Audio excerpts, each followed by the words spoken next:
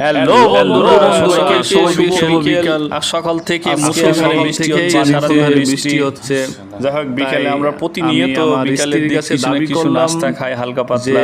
নতুন কিছু বিকালে নাস্তা বললাম যে আজকে বৃষ্টি হচ্ছে, নতুন কিছু একটা রেসিপি বানাও। সে আমাকে বানিয়ে দিল চাটনি, ধোসা এবং সেই মজা হলো। আমি বললাম যে এটা কিভাবে রান্না করলাম। বানাতে দেখুন কি কি ব্যবহার হচ্ছে। প্রথমে চাউল, ডাল আর মসুরের ডাল এবং মসুরের ভিজিয়ে রাখছিল, ভিজিয়ে নেবেন। ভিজানোর পর এটা নরম হয়ে গেলে ব্লেন্ড করে নেবেন।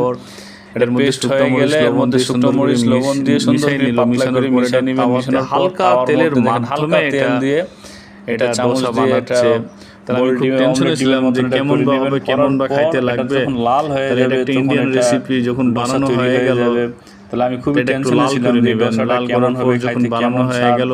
কিন্তু যখন বানানো হয়ে গেলে, যখন চাটনি দিয়ে খাইলাম, কাঁচামরিচ রসুন, খুবই মজা লাগলো, খুবই টেস্টি লাগলো। আমি জীবনে প্রথম এটা খুবই চমৎকার, খুবই মজা লাগলো, খুবই টেস্টি লাগলো। ভিডিওটি ভালো লাগলে আপনারা কমেন্ট করবেন, সাবস্ক্রাইব করবেন অবশ্যই চ্যানেলটি এবং